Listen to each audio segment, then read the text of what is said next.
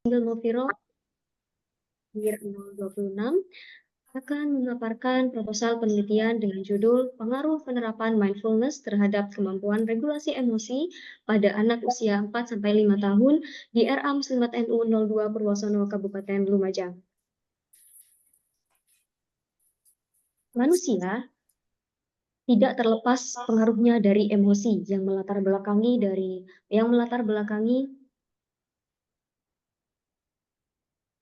Baik, saya ulangi, manusia terhubung dengan emosi yang mempengaruhi manusia itu dalam cara mereka berperilaku, bertindak dalam kehidupan sehari-hari.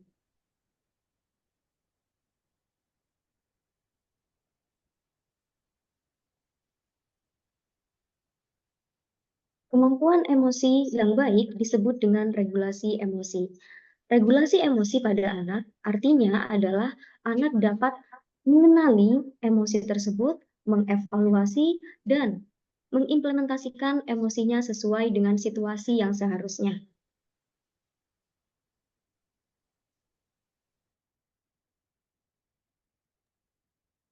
Kemampuan ini ketika anak memasuki sekolah itu akan berdampak positif ketika anak memiliki kemampuan regulasi emosi yang baik karena berkaitan dengan sosialisasi terhadap teman sebaya dan orang-orang di sekitarnya.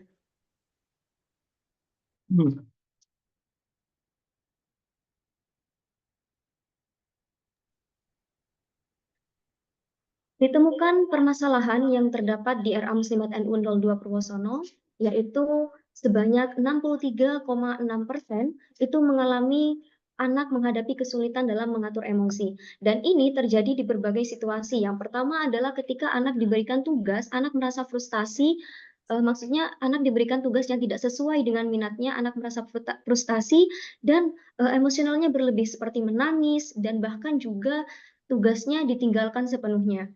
Kemudian, situasi selanjutnya adalah anak masih mengikuti emosinya sendiri. Contohnya adalah ketika guru meminta anak untuk duduk, meminta anak untuk berdoa terlebih dahulu sebelum pembelajaran, anak cenderung mengikuti emosinya sendiri dan tidak mengikuti perintah guru.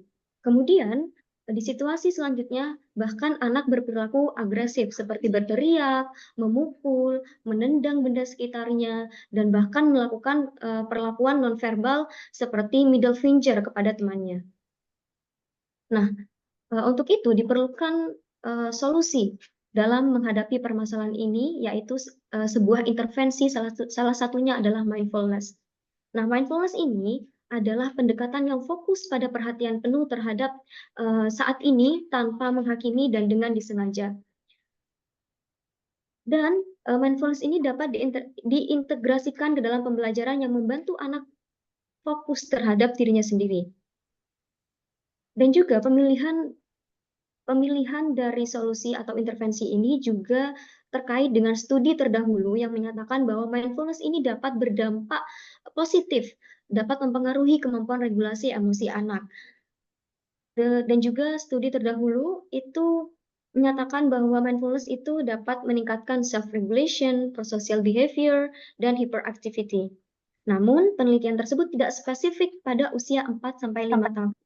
Dan perbedaan lokasi, yaitu studi terdahulu dilaksanakan di luar negeri. Oleh karena itu, atas urgensi permasalahan tersebut, dilakukan penelitian ini untuk mengkaji adakah pengaruh penerapan mindfulness terhadap kemampuan regulasi emosi pada anak usia 4-5 tahun di RA Muslimat NU 02 Purwosono, Kabupaten Lumajang.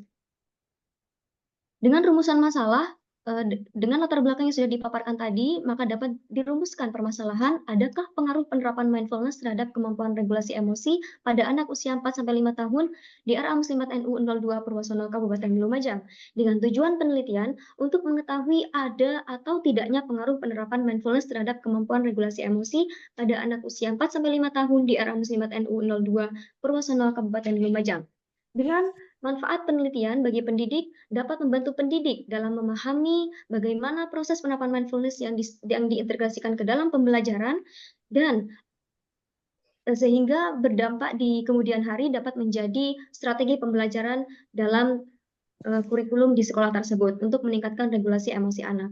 Bagi siswa, itu dapat membantu anak dalam mengelola emosinya lebih baik lagi. Untuk peneliti dapat mengeksplorasi pengaruh mindfulness dan regulasi emosi pada anak usia dini, serta dapat menjadi referensi bagi pengembangan studi dan intervensi serupa di bidang pendidikan anak usia dini. Kemudian, terkait tinjauan teori, mindfulness sendiri itu memiliki pengertian adalah teknik untuk fokus pada momen saat ini secara sengaja tanpa menghakimi, menurut Kabat-Zinn dalam Ergas 2018. Mindfulness ini melibatkan praktik seperti meditasi, yoga, atau body scanning. Menurut Lee et al. Lee et al. Dalam Celota 2021. Dalam pendidikan, mindfulness ini dapat diintegrasikan dan dapat diterapkan melalui intervensi jangka pendek sebanyak 4-12 sesi atau 4-12 pertemuan yang dapat diintegrasikan ke dalam kurikulum sekolah. Nah, sehingga dapat disimpulkan bahwa mindfulness itu adalah sebuah teknik yang dilakukan untuk memusatkan perhatian pada momen saat ini dengan pikiran sadar dan tanpa menghakimi. Teknik ini dapat menjadi sebuah program dalam dunia pendidikan. Kemudian komponen utama mindfulness, yaitu yang pertama ada attention atau memperhatikan, fokus pada saat ini, pada momen saat ini, intention dengan sengaja, niat untuk tetap fokus, attitude tanpa menghakimi, menerima tanpa menyalahkan. Nah, komponen utama mindfulness ini menurut Shapiro et al. Dalam Willenbring 2018. Adapun manfaat mindfulness sendiri, yaitu terdapat pada teori pendapat ahli yaitu Mike Lizon et al. Dalam DAF 2024, manfaatnya peningkatan regulasi emosi, peningkatan memori, peningkatan perhatian atau fokus, meningkatkan keterampilan akademik, dan juga meningkatkan rasa percaya diri. Adapun langkah-langkah penerapan mindfulness pada penelitian ini yaitu yang pertama, peneliti menyiapkan tempat kegiatan yang nyaman, yaitu di aula sekolah di RA Muslimat NU 02 Purwosono, Lumajang. Kemudian peneliti memandu anak untuk berdoa sebelum kegiatan, kemudian menanyakan perasaan siswa apa yang dirasakan saat ini. Kemudian peneliti menjelaskan tujuan kegiatan dan langkah-langkah penerapan mindfulness di setiap sesi, dilanjutkan dengan melakukan treatment di setiap sesi, dan juga nantinya peneliti akan memandu siswa mengikuti program, menanyakan pada tiap siswa apa yang dirasakan saat mengikuti program, dan kemudian melakukan evaluasi dan diakhiri dengan penutup. Adapun program mindfulness yang akan diterapkan yaitu selama 4 minggu, yaitu 12 sesi atau 12 pertemuan yang terdiri dari 2 kegiatan, yaitu 6 sesi mindfulness berbasis permainan dan 6 sesi meditasi singkat. Kemudian terkait regulasi emosi. Regulasi emosi adalah proses sistematis dalam mengelola dan memodifikasi respon emosional untuk mengurangi dampak emosi negatif dan memberikan reaksi yang sesuai, menurut Ogelman dan Onder 2021 dan Chen 2016. Gross menjelaskan bahwa regulasi emosi itu mencakup bagaimana seseorang membentuk dan mengekspresikan emosinya. Pada anak, menurut Papalia dan Martorell dalam Angeling et al. 2024, menyatakan bahwa regulasi emosi pada anak yaitu kemampuan mengenali emosi dirinya sendiri maupun orang lain serta menyampaikan perasaan yang tepat. Adapun proses regulasi emosi bisa dilihat di sini di slide PPT itu ada 2 gambar. Yang pada gambar 2.1 itu adalah proses regulasi emosi menurut Gross 2015 dan disempurnakan pada tahun 2024, yaitu dengan menambahkan proses monitoring saja. Nah, proses regulasi emosi yang pertama adalah identification. Pada tahap ini, individu itu mengenali apakah emosinya perlu diatur untuk mencapai tujuan emosional, dan ini melibatkan 3 langkah, yaitu perception, mengenali emosi yang dirasakan, valuation, mengevaluasi dampak emosi, dan action, menentukan apakah perlu adanya regulasi emosi. Kemudian setelah individu memutuskan untuk mengenali emosinya, maka akan masuk ke tahap selection, yaitu memilih strategi regulasi emosi yang tepat dari 5 strategi. Nah, untuk selection ini ada 5 strategi untuk dapat meregulasi emosi, yaitu yang pertama ada situation selection, situation modification, attentional deployment, cognitive change, dan respond modulation. Setelah diseleksi, kemudian masuk ke tahap implementasi, di mana tahap implementasi ini adalah melakukan strategi yang telah dipilih dalam tindakan nyata untuk mengatur emosi, dan yang terakhir adalah monitoring, mengevaluasi hasil regulasi emosi, apakah sudah efektif atau perlu dimodifikasi. Kemudian, untuk tahap perkembangan regulasi emosi pada anak usia 4 tahun itu sudah mulai memahami emosinya dengan lebih baik, dapat membedakan antara emosi nyata dan virtual, serta dapat mengelola emosi negatif melalui pengalihan perhatian seperti bermain atau bernyanyi, dan juga pada usia ini mereka juga menyadari bahwa ekspresi emosi yang tidak terkontrol secara tidak efektif itu dapat merugikan dirinya sendiri. Faktor yang mempengaruhi regulasi emosi yaitu yang pertama adalah lingkungan. Anak yang tumbuh di lingkungan dengan pengelolaan emosi yang baik tentu saja akan dapat berdampak kepada kemampuan regulasi emosi pada anak itu emosinya secara optimal. Kemudian pola asuh. Untuk pola asuh, bimbingan dari orang tua dan guru sangat penting dalam membantu anak mengelola emosinya secara positif. Kemudian, seiring bertambahnya usia, anak semakin matang dalam mengontrol emosi dan memilih respon yang sesuai dengan lingkungannya. Faktor yang terakhir adalah stimulasi aktivitas. Ada berbagai macam aktivitas untuk dapat meningkatkan kemampuan regulasi emosi pada anak, yaitu ya ada seperti contohnya stimulasi storytelling, bermain, role play, dan juga permainan tradisional. Dan ada juga program yang berbasis mindfulness itu juga terbukti dapat meningkatkan empati dan juga kemampuan regulasi emosi pada anak. Adapun indikator dalam regulasi emosi pada penelitian ini yaitu regulasi emosi pada anak itu adalah kemampuan untuk mengelola dan mengungkapkan emosinya dengan tepat. Nah, pada usia 4-5 tahun itu anak sudah mulai paham terhadap emosinya. Regulasi emosi melibatkan kemampuan mengenal emosi diri dan orang lain serta cara mengungkapkannya. Regulasi emosi itu mencakup dua aspek. Yang pertama ada emotion regulation, yaitu mengelola emosi sesuai lingkungan dan mempertahankan emosi positif seperti bahagia, senang, dan juga ada aspek kedua yaitu emotion lability atau negativity, yaitu respon cepat terhadap emosi namun sulit menghindari reaksi negatif. Nah, atas dasar itu penelitian ini menggunakan emotion regulation checklist atau skala regulasi emosi untuk mengukur kedua aspek tersebut. Terdapat penelitian relevan dalam penelitian ini, yaitu yang pertama adalah penelitian yang dilakukan oleh Figlas dan Perlman 2018 yang berjudul Effect of a Mindfulness-Based Program on Young Children's Self-Regulation, Prosocial Behavior, and Hyperactivity, di mana subjek penelitiannya adalah anak usia 3,9 sampai 6,5 tahun di kota Toronto. Temuannya adalah hasil penelitian ini menunjukkan bahwa anak dalam kelompok mindfulness itu menunjukkan peningkatan lebih besar dalam kemampuan regulasi diri, lebih prososial, dan kurang hiperaktif dibandingkan dengan anak-anak dalam kelompok kontrol. Kemudian penelitian relevan yang kedua adalah mindfulness for mindfulness for preschoolers, effect on prosocial behavior, self-regulation, and perspective taking, di mana subjeknya adalah anak usia 3-6 tahun di Italia, dan temuannya, mindfulness dapat meningkatkan kemampuan perilaku prososial, regulasi diri, dan kemampuan mengambil perspektif. Yang ketiga adalah penelitian yang dilakukan oleh Sciuto et al. 2021 dengan judul Effect of a School-Based Mindfulness Program for Young Children, di mana subjeknya adalah anak usia 5-9 tahun di Pennsylvania. Temuannya adalah mindfulness itu berpengaruh antara penilaian guru terhadap perilaku prososial siswa dan penilaian perilaku eksternalisasi siswa menurun.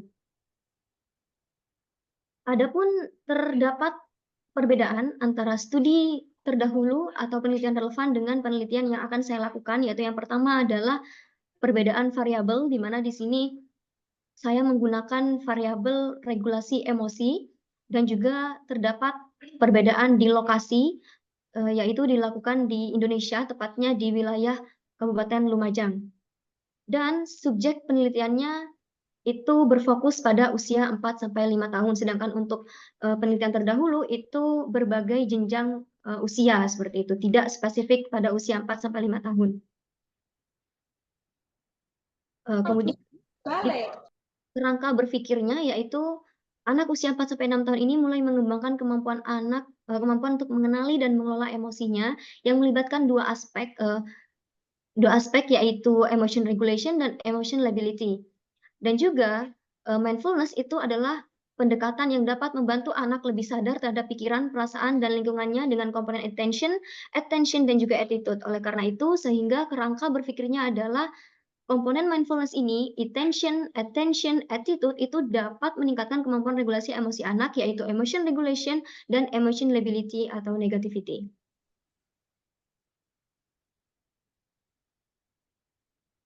Next. Untuk metodologi penelitiannya, yaitu jenis penelitian ini akan menerapkan penelitian kuantitatif dengan desain pra-eksperimen yang menggunakan rancangan one group pretest post-test design dengan rancangan desain penelitiannya menurut Masyhud yaitu O1 itu adalah nilai tes awal pretest sebelum diberikan treatment, X itu adalah treatment yang diberikan, O2 itu adalah nilai tes akhir post-test setelah mendapatkan perlakuan. Untuk lokasinya itu di RA Muslimat NU 02 Purwosono, Kabupaten Lumajang, dengan waktu penelitian berlangsung selama 6 minggu, yaitu 1 minggu pertama untuk pretest dan 4 minggu untuk treatment dan 1 minggu untuk post-test. Dan totalnya selama 6 minggu yang akan dilakukan pada bulan Februari hingga Maret 2025. Sampel penelitian ini adalah seluruh siswa RA Muslimat NU 02 Purwosono yang sejumlah 22 anak. Definisi operasional penerapan mindfulness adalah sebuah teknik untuk memusatkan pikiran pada saat ini dengan sengaja dan tanpa menghakimi. Penerapan mindfulness itu dirancang untuk melatih perhatian dan kesadaran anak seperti mindful eating, mindful breathing, dan aktivitas fokus sederhana, sehingga dapat memberikan dampak positif pada perkembangan emosi anak. Untuk kemampuan regulasi emosi itu adalah rangkaian dari berbagai proses sistematis untuk mengelola respon emosional yang dialami dan dapat memberikan respon emosional yang sesuai dengan mencakup dua aspek yaitu emotion regulation dan juga emotion lability atau negativity. Adapun prosedur penelitiannya yaitu menggunakan prosedur penelitian pra-eksperimental dengan desain one group pretest post-test design. Yang pertama adalah mengidentifikasi dan merumuskan masalah penelitian, melakukan studi pendahuluan dan juga tinjauan teori, merumuskan hipotesis, menyiapkan alat atau instrumen tes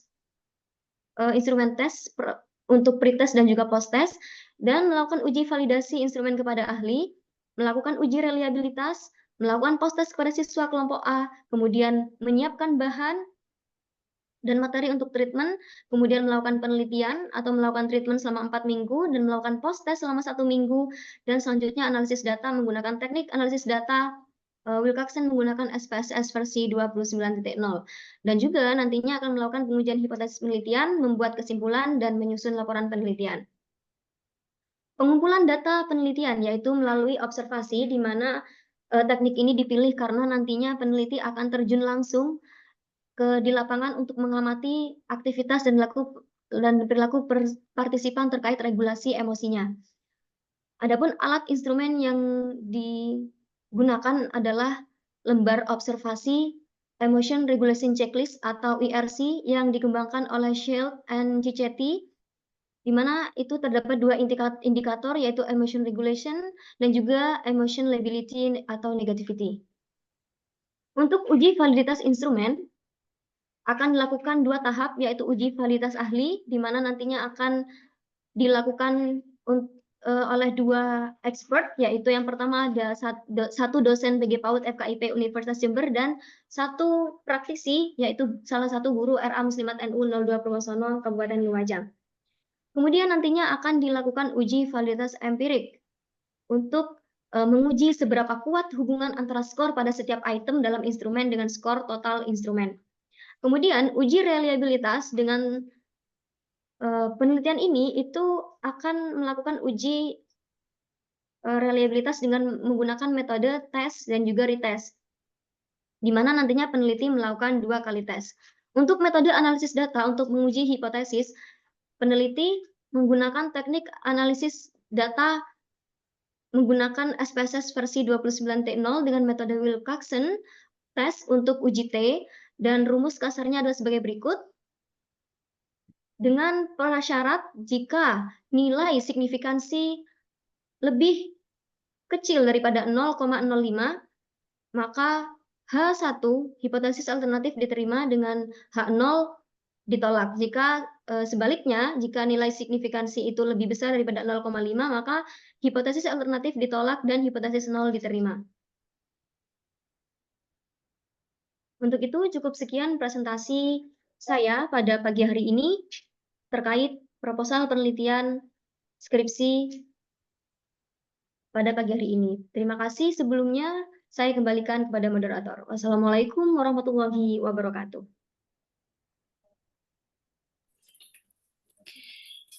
Demikianlah.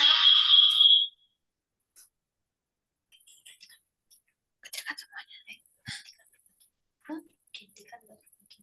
Enggak usah, Mbak. Demikianlah pembacaan materi proposal skripsi dari Saudari Kori Asmil Makfiroh. Untuk acara selanjutnya yaitu sesi tanya jawab. Kami membuka 2 sesi tanya jawab. Yang pertama, sesi tanya jawab terdiri atas 3 pertanyaan. Mungkin untuk sesi yang pertama, ada yang mau bertanya? Bisa menyebutkan nama, NIM, dan NIM.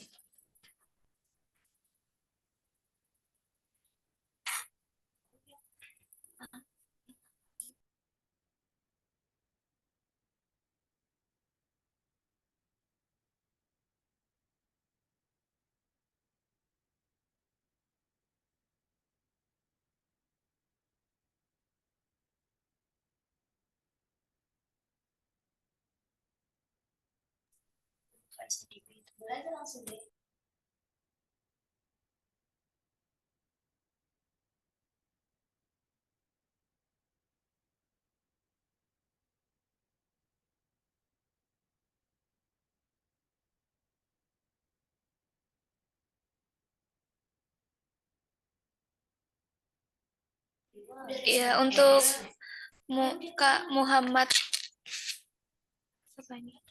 Faisal Dibi bisa on cam dan on mic-nya.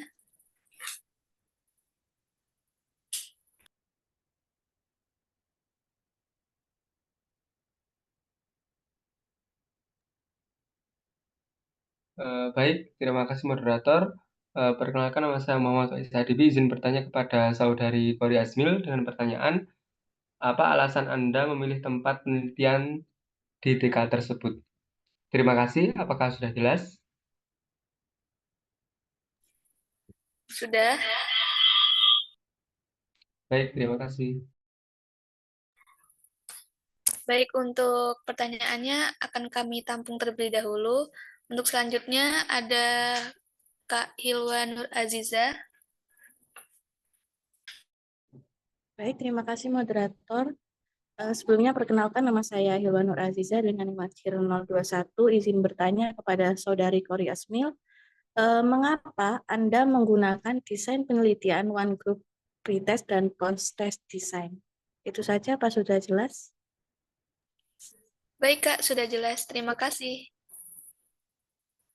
Untuk selanjutnya ada Kak Wiyota Salsabila Aziza. Baik, terima kasih. Sebelumnya perkenalkan nama saya Biata Salsabila Aziza.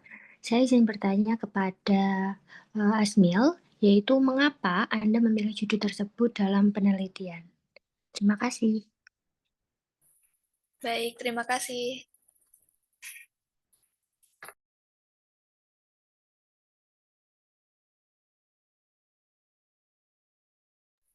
Oh ya, mungkin untuk pertanyaannya bisa diketik lagi ya di kolom chat. Terima kasih. Untuk tadi Kak Adib, Kak siapa lagi ya? Kak Hilma, Kak Wiyota. Terima kasih.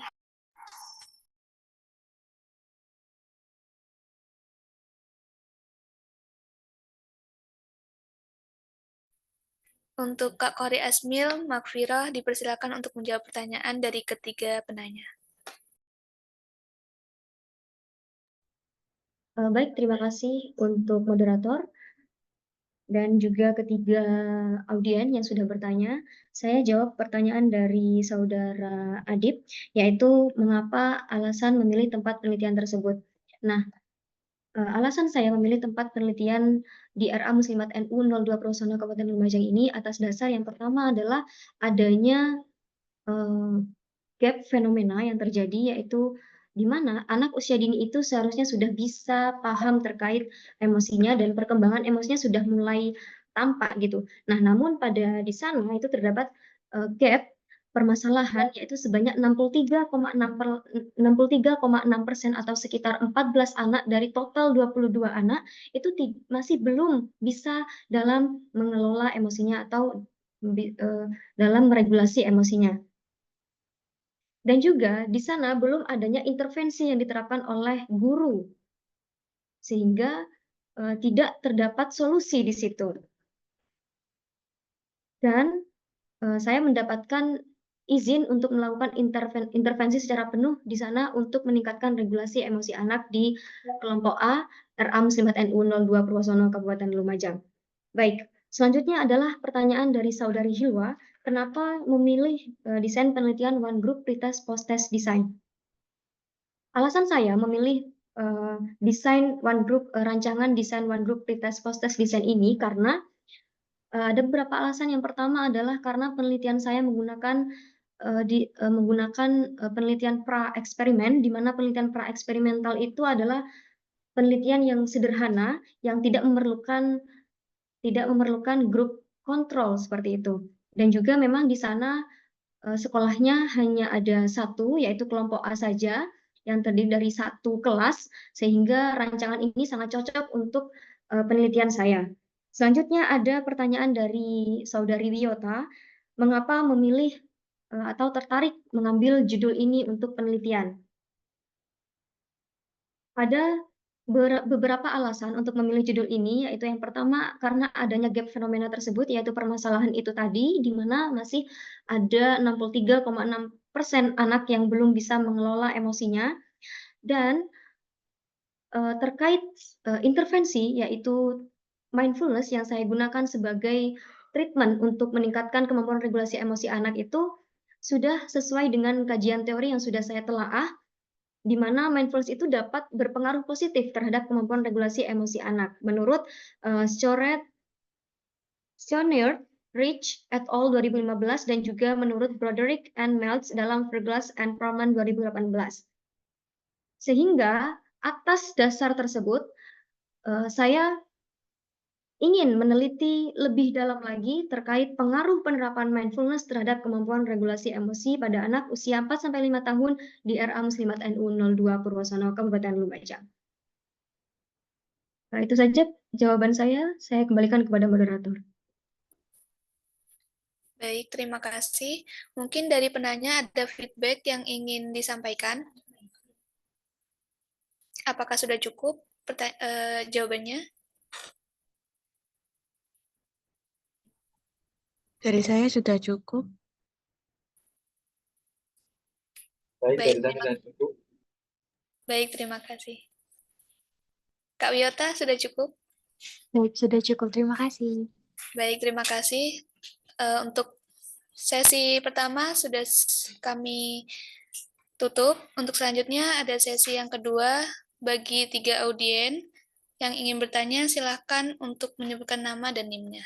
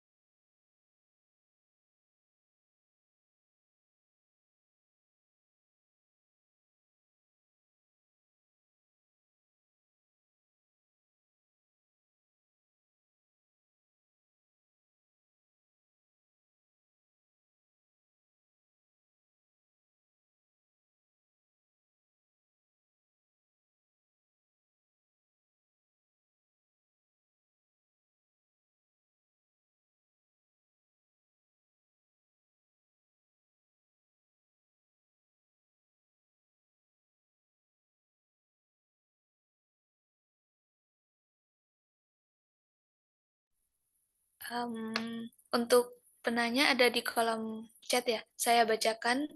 Saya Faikotul Fuad Datus, izin bertanya kepada Saudari Asmil. Pertanyaannya adalah, apa kebaruan penelitian Anda yang membedakan dengan penelitian relevan? Baik, terima kasih Kak Faik. Untuk pertanyaan selanjutnya, apa ada yang mau ditanyakan dari audien?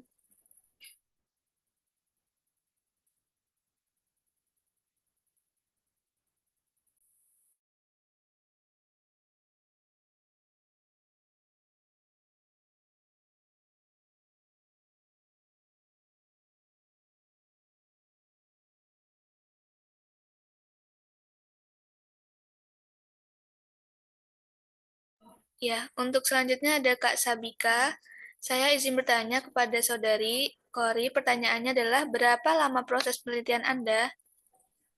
Terima kasih kepada Kak Sabika. Dan yang terakhir ada Kak Filia Dwi. Apakah penerapan mindfulness ini nantinya mampu mempengaruhi kemampuan regulasi emosi anak di sekolah tersebut? Baik, sudah 3 pertanyaan kami tampung. Terima kasih atas pertanyaannya. Untuk selanjutnya, mungkin dari Kak Kori bisa menjawab pertanyaan tersebut.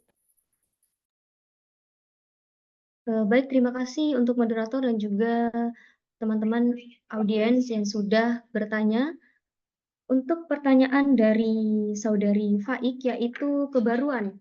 Apa sih kebaruan penelitian saya dibandingkan dengan penelitian terdahulu? Penelitian terdahulu itu masih belum spesifik terhadap kemampuan regulasi emosi pada anak. Oleh karena itu terdapat perbedaan pada variabel yang diteliti, yaitu variabel terikatnya seperti itu. Namun untuk variabel bebasnya, intervensinya itu sama, yaitu menggunakan mindfulness. Itu kebaruan yang pertama. Kemudian kebaruan yang kedua adalah pada penelitian terdahulu itu peneliti subjek penelitiannya itu antara usia preschool dan juga usia kindergarten, yaitu usia 3 sampai dengan 6 tahun, 3 sampai 12 tahun seperti itu. Oleh karena itu di dalam penelitian saya ini itu spesifik pada usia 4 sampai 5 tahun, yaitu anak yang berada di kelompok A. Dan juga kebaruannya adalah terkait lokasi penelitian, di mana penelitian terdahulu itu semuanya dilakukan di luar negeri, di kota Toronto, Pennsylvania, Italia. Nah, oleh karena itu perlu adanya kajian ulang, kebaruan ulang untuk dapat diterapkan di Indonesia, khususnya di wilayah Kabupaten Lumajang. Baik, untuk selanjutnya adalah pertanyaan dari Saudari Sabika Amani, berapa lama proses penelitian ini?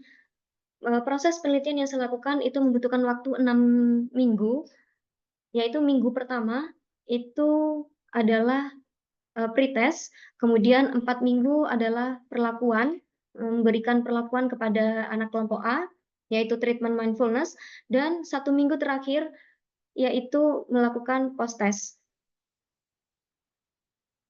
Jadi total lama penelitiannya selama 6 minggu. Yang terakhir adalah pertanyaan dari Saudari Filia, apakah penerapan mindfulness ini mampu mempengaruhi kemampuan regulasi emosi anak? Berdasarkan teori, dari hasil penelitian terdahulu, penerapan mindfulness ini dapat meningkatkan kemampuan regulasi emosi pada anak, seperti mengenali emosi diri anak, mengelola stres, merespon situasi dengan lebih tenang. Nah, namun pengaruhnya nantinya akan diukur secara langsung melalui hasil pretest dan post-test yang akan saya lakukan dalam penelitian ini, seperti itu. Itu saja jawaban dari saya kembalikan kepada moderator. Baik. Baik, terima kasih. Untuk dari penanya, apakah ada feedback? Apakah sudah cukup jawabannya?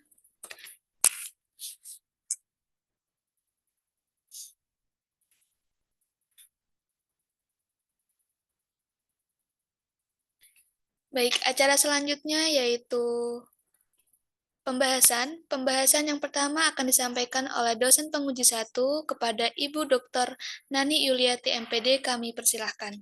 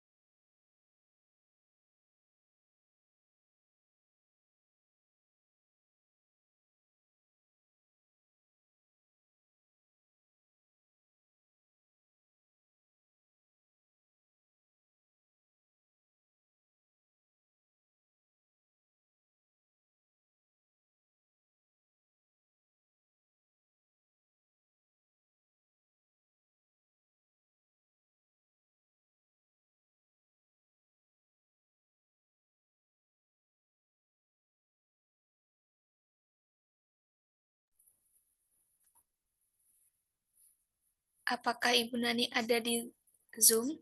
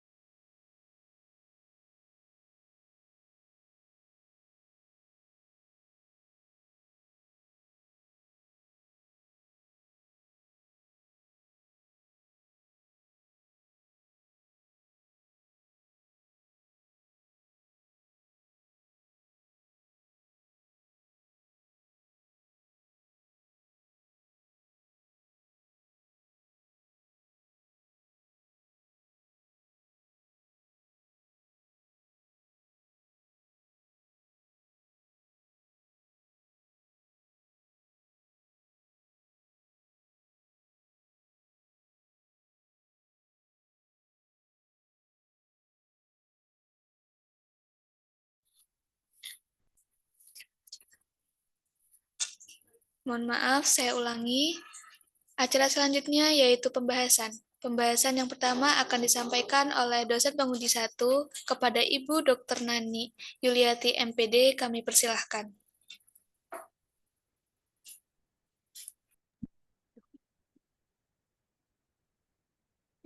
Baik, terima kasih atas waktu yang diberikan. Maaf, baru saja saya dari Jeding ya. Baik Ibu, tidak apa-apa. Ini Kori, pengaruh penerapan mindfulness. Coba jelaskan bagaimana pelaksanaan mindfulness dalam penelitiannya, Kori. Baik, terima kasih atas pertanyaan Ibu. Izin menjawab. Pelaksanaan mindfulness dalam penelitian saya ini akan dilakukan selama 4 minggu yang terbagi menjadi 12 pertemuan. Jadi 1 minggunya itu ada 3 kali pertemuan, di mana programnya itu terdiri dari terbagi menjadi 2, yaitu 6 sesi mindfulness berbasis permainan, dan juga ada 6 sesi mindfulness berbasis meditasi, Ibu. Tahapan-tahapannya bagaimana mindfulness-nya ini? Dijelaskan. Baik, untuk langkah-langkah penerapan mindfulness itu sebenarnya tidak spesifik karena nantinya langkah-langkahnya lebih rincinya itu terdapat pada setiap sesi programnya. Secara umum, langkah-langkah penerapan mindfulness yang pertama adalah peneliti menyiapkan sebuah tempat. Nah, tempatnya ini berdasarkan teori itu harus memenuhi pedoman yang dijelaskan oleh Montano dan Villamy dalam Berti dan Cigala 2022, yaitu tempatnya ini tidak maksud saya tempatnya itu terpisah dari ruang kelas, tidak terlalu terang dan juga tidak terlalu gelap, penghangatnya nyaman, tanpa perabotan, tanpa cermin, tanpa buku, dan tanpa mainan. Dan pemilihan tempat itu berdasarkan teori ini itu berada di aula sekolah, Ibu, karena sesuai dengan teori tersebut. Kemudian setelah itu peneliti memandu anak sebelum kegiatan itu berdoa, kemudian menanyakan perasaan siswa, bagaimana hari ini perasaannya, dan menjelaskan tujuan kegiatan dan langkah-langkah penerapan mindfulness di setiap sesi, yaitu 12 sesi pertemuan tersebut. Dan selanjutnya peneliti melakukan treatment di setiap sesi. Dan selanjutnya peneliti memandu siswa mengikuti program di setiap sesi, menanyakan pada siswa apa yang dirasakan saat mengikuti program tersebut, melakukan evaluasi dan diakhiri dengan penutup, yaitu doa itu. Ya, ini saya baca di latar belakang ya. Berdasarkan hasil wawancara dan observasi pada anak usia 4-5 tahun, apa sudah bisa diwawancarai anak usia 4 tahun? Baik, untuk izin meluruskan Ibu, untuk observasi itu saya terjun langsung mengamati kemampuan regulasi emosi anak itu selama sebulan, dan juga untuk wawancaranya itu dilakukan, maksud saya ketika saya observasi itu menemukan sebuah permasalahan di kemampuan regulasi emosinya, kemudian saya melakukan wawancara terhadap guru kelas di situ di kelompok A dan membenarkan memang anak memang susah untuk diajak kompromi gitu Ibu terhadap gurunya gitu, ketika guru itu memerintah anak untuk duduk, memerintah anak untuk berdoa terlebih dahulu, tenang, jangan berisik, itu masih tidak kondusif seperti itu Ibu, sehingga itu melatar belakangi terjadinya kemampuan regulasi emosi anak di sekolah tersebut masih belum optimal. Penelitian ini kan menggunakan pra-eksperimental ya. Iya, betul Ibu. Mengapa menggunakan pre-eksperimental? Baik, kenapa saya menggunakan pra-eksperimental dalam penelitian ini? Dikarenakan pra-eksperimental sendiri itu adalah penelitian yang sederhana, yang tidak membutuhkan kelompok kontrol untuk mengetahui pengaruh intervensi atau treatment yang dilakukan, dan itu juga sesuai dengan kondisi di lapangan, yaitu sekolah yang saya menjadi tempat observasi, tempat penelitian itu hanya terdiri dari satu kelas saja, Ibu. Kelompok A-nya itu hanya terdiri dari satu kelas, sehingga desain ini sangat cocok untuk penelitian saya. Seperti itu, Ibu. Ya, baik. Untuk tata tulisnya nanti dicek ya. Ini apa benar daftar isi itu pakai satu spasi, dicek di pedoman terbaru ya. Baik, Ibu. Lalu cara penulisan referensi itu juga dicek. Sebelum et al itu harus ada koma. Ini semuanya pakai et al. Yang orang Indonesia kenapa kok pakai et al juga? Baik, Ibu, nanti akan saya perhatikan. Terima kasih banyak atas masukannya. Nanti akan saya perbaiki. Ya, terus daftar pustaka sampai 4 halaman ini apa dibaca semua ya? Untuk daftar pustakanya memang itu banyak, Ibu. Nah, saya menggunakan teknik membacanya itu tidak semua saya baca, tetapi hanya yang penting-penting saja, Ibu, seperti per poin gitu, Ibu. Tapi yang ditulis itu yang dikutip saja. Iya, betul, Ibu. Ya. Tapi saya pahami terkait isinya, Ibu. Ya, yang dikutip dalam skripsinya Ori. Iya, Ibu. Ya, saya kira dari saya cukup. Mohon maaf, saya izin keluar dulu ya, Bu Leli, Bu Tika. Mohon maaf, saya keluar dulu karena ada urusan yang saya harus melaksanakan, gitu. Injih, Bu. Matur Matur nuwun. nuwun. Ya, Terima terima kasih banyak, kasih. Tani. Billahi taufik wal hidayah. Wassalamualaikum warahmatullahi wabarakatuh. Waalaikumsalam warahmatullahi wabarakatuh. Terima kasih. Terima kasih kami sampaikan kepada Ibu Dr. Nani Yuliati MPD atas pembahasannya. Yang selanjutnya yaitu pembahasan yang kedua akan disampaikan oleh dosen penguji 2 kepada Ibu Seni Weldinda Saputri SPSI MA. Kami persilahkan. Ya, terima kasih. Maaf ya, saya agak batuk ini. Oke, Assalamualaikum warahmatullahi wabarakatuh. Yang terhormat Ibu Dr. Nani Yuliati, Ibu Lali Nur Aisyah, Ibu Atika ya. dan juga Kori Asmil Maghfirah ya. Oke, saya apresiasi Kori. Ini suara saya cukup jelas, Kori? Nggak menggema? Sudah cukup jelas Ibu, tidak menggema. Ya, jadi saya apresiasi Kori ingin mencoba sesuatu yang baru ya, suatu tantangan bagaimana menerapkan mindfulness gitu ya, untuk kemudian regulasi emosi. Nah, mungkin Kori bisa menjelaskan dulu apa kaitan antara mindfulness ya dengan regulasi emosi ini. Baik, terima kasih atas pertanyaannya Ibu Seni. Terkait kaitannya atau hubungannya mindfulness itu dan mindfulness dengan regulasi emosi. Mindfulness itu sendiri adalah sebuah pendekatan untuk kita lebih sadar, lebih fokus ke diri kita sendiri tanpa dihakimi, tanpa sengaja, dan non-judgmentally gitu, seperti Ya, itu. contohnya seperti apa?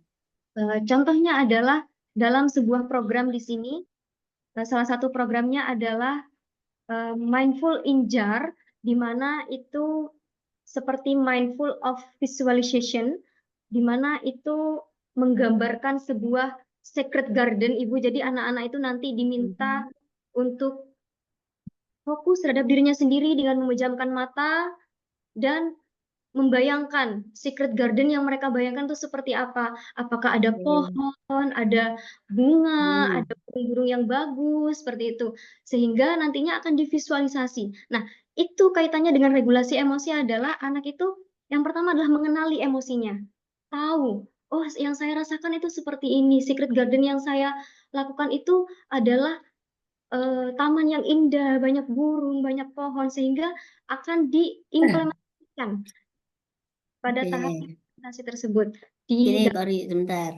Jadi sebenarnya konsep mindfulness-nya udah betul ya, dalam artian namanya juga mindful, bagaimana kamu fokus dengan keadaanmu sekarang, situasimu sekarang, dan bagaimana bereaksi, gitu ya. Sehingga dalam kondisi mindful itu memang kita akhirnya akan lebih bisa mengelola emosi kita, tidak mudah terpancing oleh situasi. Misalnya ya, ada teman nih kita jalan, kemudian kita saya nyapa dia, "Hei Kori," Korinya diem aja. Nah, kalau kita nggak punya mindfulness ya, kita tidak berusaha menyadari apa yang kita rasakan, kemudian situasinya ada berapa alternatif penjelasan atas sikapnya Kori itu misalnya gitu ya. Kita jadinya gampang marah. Gitu kan ya. Kita fokusnya kan ke diri sendiri gitu ya. Wah, Kori rek gitu tak sopo ora nyopo gitu ya. Nah, ini yang kemudian akhirnya jadi masalah. Nah, konsep mindfulness itu seperti itu. Bagaimana kita fokus pada diri kita sendiri, situasi kita, dan bagaimana kemudian itu membantu kita bereaksi, regulasi emosi gitu ya. Nah, hanya kemudian begini, Kori, dari apa yang kamu jelaskan, ini sebenarnya konsep mindfulness-nya hati-hati. Apakah kemudian konsep mindfulness yang kamu terapkan ini itu akan bersinggungan atau bahkan sebenarnya itu bukan mindfulness tapi relaksasi? Ya, jadi kalau misalnya meditasi, itu kan lebih mengajarkan pada relaksasi. Kamu dalam kondisi marah, kemudian kamu meditasi, membayangkan secret garden supaya kamu lebih tenang. Nah, ini konsepnya adalah relaksasi. Tapi kalau mindfulness, kamu melakukan sesuatu dengan penuh kesadaran. Termasuk kalau zaman dulu, orang itu kalau zamannya saya masih nonton Unyil ya, si Unyil ya, itu dilatih untuk makan dengan mengunyah 32 kali. Ada nggak kalian yang makan mengunyahnya 32 kali? Enggak ya, langsung aja lap lap lap lap sambil nonton TV, sambil nonton YouTube gitu kan ya. Nah itu nggak mindful. Tapi kalau yang mindfulness, makan tuh dirasakan.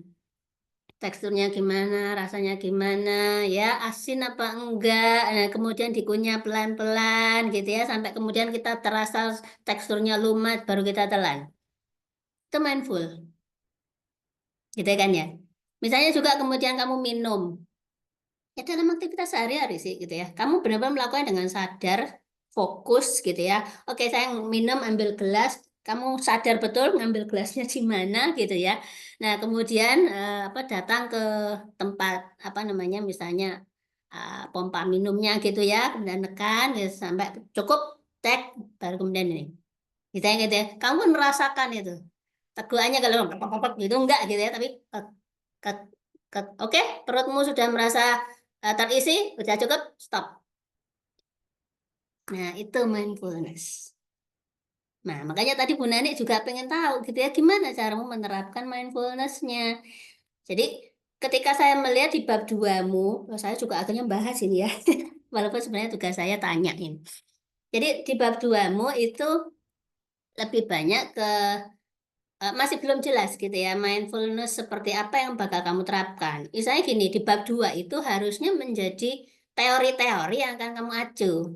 Langkah-langkah yang akan kamu lakukan itu di bab 3 gitu ya. Jadi bab 2 hendaknya juga diisi dengan bagaimana sih sebenarnya mindfulness itu ketika diterapkan untuk anak usia dini. Misalnya ada berapa versi misalnya gitu ya. Oh, dari versinya si A, dia menerapkan mindfulness dengan cara ini, langkahnya begini. Itu harus kelihatan. Kemudian si versi B, dia akan melakukannya dengan cara seperti ini, langkah-langkahnya begini, gitu ya. Sehingga kemudian yang akan kamu lakukan langkah-langkahnya seperti apa. Nah, itu boleh. Misalnya kamu mengacu kepada si A, itu boleh. Atau kemudian saya ingin memodifikasi keduanya dengan alasan apa, kamu tuliskan, itu boleh. Tapi jelas dalam bab 2 harus ada langkah-langkah mindfulness-nya. Ya, jadi jangan kemudian kayak langkah penelitian itu kamu tulisnya, ya. Ini mempersiapkan anak, kemudian menanyakan kabar, melakukan treatment. Lah, treatmentnya kayak apa gak jelas. Gitu ya. Apakah memang itu hanya, misalnya itu tadi ya, duduk tenang, tarik nafas dalam, atau kamu menggunakan teknik mindful garden, atau seperti apa. Nah, itu seperti itu. Nah, kemudian itu tadi, jangan sampai kemudian teknik mindfulness yang kamu pakai itu kemudian rancu dengan relaksasi. Kalau relaksasi tujuannya memang menenangkan emosi saja. Tapi kalau mindfulness berarti dia anak itu paham dengan dirinya. Terus setelah kamu melakukan meditasi, apa yang akan kamu lakukan? Itu makanya harus ada dulu langkah-langkah mindfulness yang dari ahli itu ya. Sehingga apakah memang selesai dengan meditasi saja? Atau ternyata kemudian ada diskusi lagi. Apa yang kamu rasakan tadi? Oh, sekarang bagaimana? Tadi di awal kan ada yang marah ya. Setelah ini seperti apa rasanya? Nah, itu kan mungkin saja ada seperti itu. Jadi mohon nanti bisa apa namanya di-clearkan gitu ya. Oke, kemudian tentang regulasi emosi. Nah, ini juga ya. Penjelasan di awalnya bagus sekali ya. Jadi, saya kok jadi kayak pembahas ya, mohon maaf. Tapi kalau nggak dibilang kok ya penting juga ini ya. Jadi pada halaman 9 ini bagus sekali penjelasannya, kamu menggunakan teori ini ya, regulasi emosi dari Gross and Ford gitu kan. Nah, identifikasi ya, itu prosesnya memang. Nah, inilah yang sebenarnya kemudian perlu untuk kita latihkan gitu ya dalam mindfulness kita, karena nanti kan memang mindfulness arahnya kita arahkan untuk regulasi emosi ya. Apakah anak-anak itu bisa dibantu atau disimulasi untuk mengenali, mengidentifikasi perasaannya, ya kan? Kemudian apakah perasaan itu memang perlu untuk disampaikan dengan cara apa, baru kemudian apa yang akan kita lakukan, gitu-gitu ya. Nah, baru kemudian kita terapkan itu dalam perilaku sehari-hari. Nah, itu ya mindfulness, kalau misalnya kita ingin kembangkan itu dalam kegiatan regulasi emosi, ya harusnya juga memuat dari apa namanya siklus dari regulasi emosi itu sendiri ya. Jadi jangan kemudian, ya sebenarnya mindfulness itu ya ke situ arahnya ya, tapi kemudian saya lihat kok pada konsepnya bagus, tapi pada tahap langkah pelaksananya, waduh ini arahnya kok ke relaksasi bukan ke mindfulness gitu ya. Nah, apakah kemudian relaksasi bisa membantu regulasi emosi? Nah, itu yang nanti akan jadi kendala ya. Tapi kalau mindfulnessmu memang benar-benar mengandung unsur mindful gitu ya, maka itu akan bisa untuk membantu regulasi emosi karena memang dua konsep itu saling terkait. Kemudian, oke ya, ada juga beberapa ini konsep ini ya yang mungkin perlu saya klarifikasi. 2.2.3 Kori yang halaman 13 ya. Perkembangan emosi dan regulasi emosi pada anak. Nah, ini juga saya pikir perlu lebih jelas ya. Pemahaman ini memungkinkan anak menyadari sepenuhnya bahwa anak dapat mengelola emosi negatif seperti ketakutan, kesedihan. Anak juga dapat mengalihkan perhatian seperti bermain, menggambar, dan bernyanyi. Apakah ini memang regulasi emosi yang diharapkan? Kalau kamu marah, kamu main aja deh gitu. Gimana? Terkait itu tidak sih Ibu, tidak. Enggak. Ya, Ya, jadi jangan ditulis di situ ya. Seharusnya bagaimana?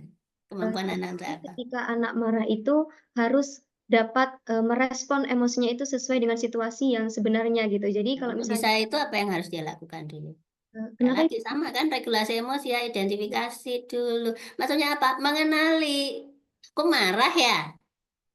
Ya kan? Kita kan seringkali tidak mengajarkan itu. Iya kan? ya, Jika anak marah sudah langsung, nggak boleh marah. Diem.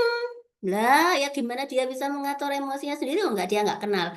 Saya ini lagi marah atau sebenarnya sedih, mukul teman, misalnya gitu ya. Kita nggak pernah tahu. Anak itu yang harusnya belajar mengenali. Kamu mukul ke teman kenapa? Apakah kamu marah? Atau kan sebenarnya kamu apa ya istilahnya ya kamu sebenarnya sedih gitu ya atau kecewa atau apa itu kan anak nggak kenal ya dia hanya tahu merespon dengan memukul teman. Nah untuk bisa regulasi emosi dari Goleman itu kan juga syarat pertamanya kamu harus bisa mengenali emosimu sendiri gitu kan, jadi jangan dialihkan gitu ya. Oh ya, atau anak marah, nggak boleh marah. Ayo kita main ini aja. Enggak, jangan begitu. Anak akhirnya tidak terlatih untuk mengenali emosinya. Oh, kamu mukul teman kenapa? Marah. Kenapa? Kenapa marah? Yang ngambil mainanku. Oh, kamu marah karena temanmu mengambil mainan. Nah, itu identifikasi toh. Baru kemudian tahap apanya? Selection ya. Oke, kalau selection. misalnya kamu marah, terus kamu pukul temanmu, temanmu marah juga nggak? Iya. Udah, balas mukul teman. Iya. Mainanmu kembalikan nggak? Enggak. Nah, itu dia mulai untuk menyeleksi apakah respon dia mikul teman kalau marah itu cocok nggak gitu. Baru implementasi, kita ajarkan. Jadi kalau marah sebaiknya gimana? Kalau kamu nggak suka temanmu itu ngambil mainanmu, biar dia kembalikan gimana caranya? Ya coba diminta balik dong. Jangan direbut, bilang gitu ya. Jangan direbut, aku main dulu. Nanti kamu giliran setelah aku, misalnya kayak gitu. Nah, baru dia lakukan. Nah, regulasi emosi jalan itu. Ya, tapi kalau kemudian anak nangis, cep cep cep cep cep. Ayo latihan dulu, relaksasi loh. Itu namanya relaksasi ya. Jadi bukan mindful. Oke ya. Jadi konsepnya supaya dipahami dulu sehingga kamu juga tidak salah dalam menerapkannya ya. Kemudian eh, nah, indikator-indikator yang kamu gunakan apa untuk regulasi emosi ini? Indikatornya itu mengacu pada, saya kan menggunakan alat ukurnya itu dari adaptasi, Ibu, yaitu Hmm. yang sudah digunakan oleh psikologi, yaitu Emotional Regulation Checklist. Checklist terdiri Kamu dari, sudah dapat pedomannya nggak? Gimana sebenarnya IRC itu? hanya dapat Ibu filenya. Nah, itu perlu dijelaskan ya, IRC itu apa, tujuannya untuk apa, ya. Kemudian sub itemnya itu apa saja dijelasin dong. Ya, 24 item yang cukup dua aspek, emotional regulation titik, emotional ability, negativity titik. Nah, ini rada repot ini nanti ya, membahasnya. Apa yang dimaksud emotional regulation? Ya, kemudian nanti misalnya adakah sub-sub indikator yang lain itu supaya dijelaskan. Kemudian emotional ability atau negativity itu juga seperti apa ya. Nah, jadi bab 2 itu hendaknya teorinya cukup lengkap ya, karena inilah yang menjadi acuan untuk bab 3 gitu ya. Kita membuat instrumennya itu seperti apa. Nah, kemudian di bab 3 ya, cara scoringnya gimana instrumenmu ini? Untuk IRC-nya sendiri nggak Ibu, untuk skor Mm-mm. itu adalah menggunakan skala Likert 4 poin Ibu, di mana itu ada di halaman,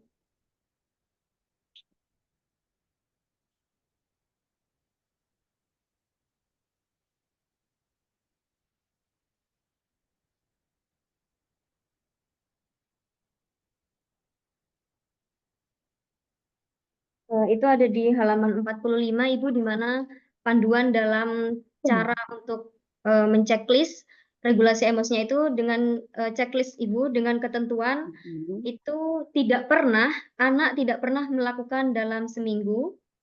Kemudian kadang-kadang anak melakukan 1-2 kali dalam maksud saya ketika anak tidak pernah melakukan dalam seminggu itu maka di checklist pada kolom tidak pernah dan itu mendapatkan poin 1. Dan ketika anak melakukan 1-2 kali dalam seminggu itu di checklist dalam kolom kadang-kadang dan mendapatkan skor 2. Dan ketika anak melakukan 3-4 kali dalam seminggu itu anak akan di checklist pada kolom sering dan mendapatkan skor 3. Dan yang terakhir ketika anak lebih dari 4 kali melakukannya dalam seminggu itu hampir selalu dengan mendapatkan scoring 4 Ibu. Itu apa namanya? Untuk rubriknya itu kamu bikin sendiri atau gimana? Untuk rubriknya iya Ibu, bikin Nah, sendiri. itu ya, karena saya lihat ini kok kamu sekian hari gitu ya, dalam waktu seminggu mengamati, kemudian membuat penilaian. Nah, ini sebenarnya kalau ERC-nya sendiri itu kan 1 kali ya, per 1 kali gitu. Jadi kita menilainya apakah anak ini pada saat kita melakukan pengamatan itu ya, misalnya apa menunjukkan kegembiraan, misalnya kayak gitu ya. Nih, anak adalah anak yang ceria. Ya, misalnya 1 hari itu kamu lihat dulu gitu ya. Kemudian apa? Ini juga sebenarnya kan nilai skornya apa ya ini boleh lah ya. Tidak pernah, kadang-kadang, sering, hampir selalu dan sebagainya. Nah, ini bisa jadi seperti itu. Tapi kalau kita tidak menggunakan model tally gitu ya. Perharinya itu apa yang dia lakukan. Ini kemudian kita seringkali akhirnya menjadi tidak objektif. Ya, misalnya apakah benar anak itu nggak pernah ceria sama sekali, misalnya kayak gitu ya, dalam 1 minggu. Padahal ya dalam 1 minggu kan fluktuatif ya, dalam 1 hari aja fluktuatif anak-anak. Dia ceria, terus tiba-tiba marah, gitu-gitu kan ya, kan fluktuatif. Nah ini seperti apa? Ya kita menilainya, ini juga penting untuk kemudian mengetahui apakah memang anak itu apa ya istilahnya memang menunjukkan indikator itu atau tidak, gitu ya. Jadi kalau seperti ini itu lebih pada kuesioner gitu ya. Jadi bukan pada skala penilaian jatuhnya, tapi lebih pada kuesioner. Nah, kalau misalnya skala penilaian memang kita perlu lebih objektif lagi untuk menentukan apakah anak ini memang dalam kategori yang apa tidak pernah gitu ya, kemudian mungkin jarang dan seterusnya itu ya. Tidak pernah, kadang-kadang, sering, hampir selalu itu ya seperti apa ya kita kita apa namanya mengidentifikasikannya, apakah ini memang dalam 1 hari gitu ya, cukup misalnya gitu apa namanya time sampling gitu ya, misalnya per 10 menit kita lihat kondisinya anak, kita tally misalnya kayak gitu ya untuk tiap indikator, baru kemudian kita masukkan itu dalam apa dalam checklist ini misalnya. Oh, kalau misalnya per 10 menit mulai dari jam apa misalnya 1,5 jam itu misalnya gitu ya. Ternyata anak itu sering kelihatan ceria ya, misalnya tidak pernah sedih. Oh, berarti memang hampir selalu gitu ya misalnya. Nah, itu akan lebih objektif. Ya, tapi kalau misalnya dalam seminggu kemudian kamu ngumpulin baru kemudian bikin checklist gitu ya istilahnya ya, itu kan subjektivitasnya terlalu tinggi ya karena mengandalkan ingatan 22 anak. Oh ya apa kamu ngiling-ngiling ke 24 indikator gitu ya, itu kan rada bikin tricky gitu ya, soalnya kalau seperti itu dalam 1 hari misalnya gitu ya, atau 2 hari deh gitu ya, kadang-kadang kan memang moodnya anak 1 hari itu bisa bisa agak beda gitu ya. Nah misalnya dalam 2 hari, hari pertama kamu time sampling ya per 10 menit mulai dari awal pembelajaran sampai penutup misalnya kayak gitu, atau misalnya mulai dari dia datang sampai pulang berarti berapa jam tuh gitu ya, time sampling tiap 10 menit kamu amati anak-anak itu, kemudian kamu kasih tally-nya tadi, kalau yang dari 24 indikator itu ada yang muncul gitu ya. Kemudian nanti pada saat apa namanya besoknya gitu ya, kamu juga tellyin lagi per 10 menit. Kamu amati terus centang-centangin lagi gitu ya. Kemudian baru di rata-rata. Nah, setelah di rata-rata baru kemudian kamu apa masukkan ke checklist ini sesuai dengan rubrik. Nah, itu akan lebih objektif. Kemudian Kori, Scoringnya ingat ya, bahwa ini ada yang unfavorable dan favorable. Jadi di bab 3 itu sudah harus ada itu cara untuk melakukan apa namanya itu scoringnya gitu ya. Jadi di 3.7.1 itu mohon untuk diperjelas gitu ya, bagaimana kemudian administrasi dan juga scoringnya. Nah, ini saya lihat di kisi-kisimu hanya indikator kemudian nomor item. Nah, sementara ini kan sebenarnya dua indikator ini saling bertolak belakang. Iya toh?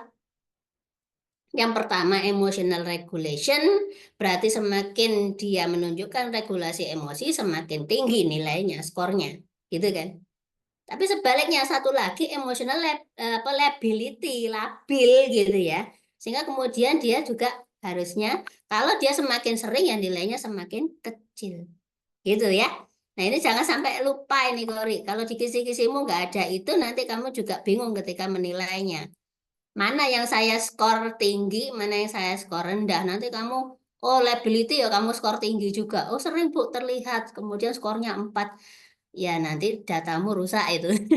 Ya, istilahnya akan saling meniadakan itu.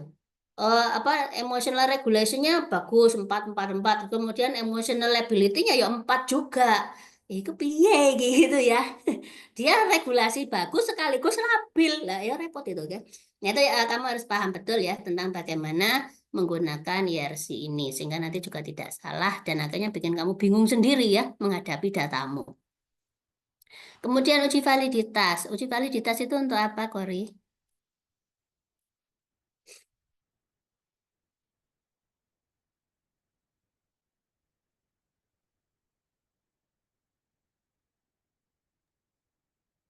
Mohon izin Ibu menjawab, uji validitas itu dilakukan agar menyatakan bahwa alat ukur atau instrumen yang digunakan itu benar-benar sesuai dengan benar-benar sesuai dan relevan dengan apa yang ingin kita teliti.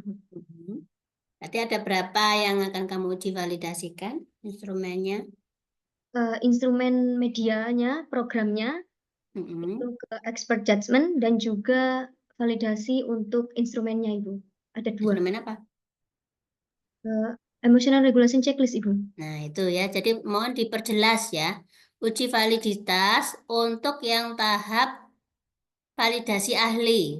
Itu kan validasi itu validitas itu ada berapa macam? Ini saya lihat masih rancu soalnya. Validasi uji validitas itu ada berapa macam sih? Uji validitas itu ada uji validitas ahli, uji validitas konstruk, ada validitas empirik. Ya, validitas ahli itu sebenarnya adalah cara untuk mengukur validitas konstruk. Ya, jadi adanya itu kan validitas konstruk, validitas isi atau validitas butir, validitas concurrent, validitas prediktif gitu ya. Nah, ini Kori. Jadi untuk uji validitas itu kan memang ingin ngecek tuh apakah langkah-langkah mindfulness-nya itu sudah sesuai gitu ya dengan konsep-konsep atau apa namanya langkah-langkah mindfulness kan gitu ya. Nah, ini silakan melakukan uji validitas pada ahli. Ini adalah validitas konstruk gitu kan. Sudah sesuai nggak ini dengan teorinya? Sudah sesuai nggak dengan langkah-langkah teoritisnya? Itu silakan divalidasikan kepada ahli. Nah, ini ahli siapa yang kamu pilih? Untuk uji validitas programnya itu dan juga instrumennya ke Ibu Zulaiha, Ibu. Oke, apakah beliau sudah pernah untuk melakukan mindfulness?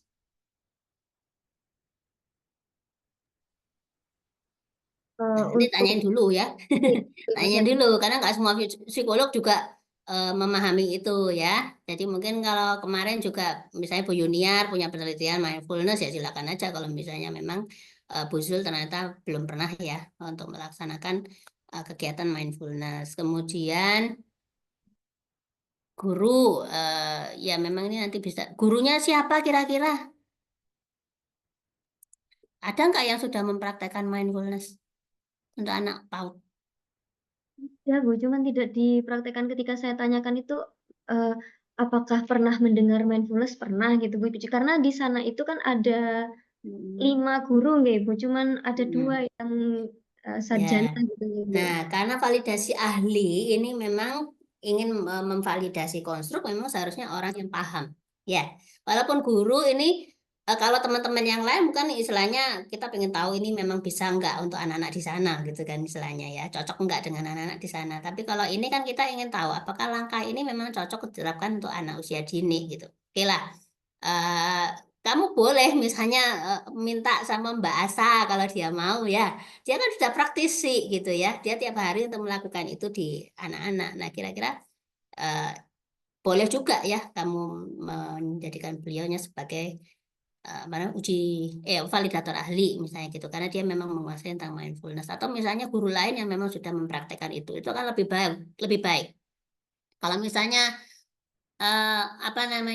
untuk guru yang di sana tapi belum pernah mempraktekkan, saya kira dia hanya terbatas ya hal-hal yang bisa dia validasikan gitu, karena dia sendiri juga nggak paham tentang mindfulness kan gitu ya.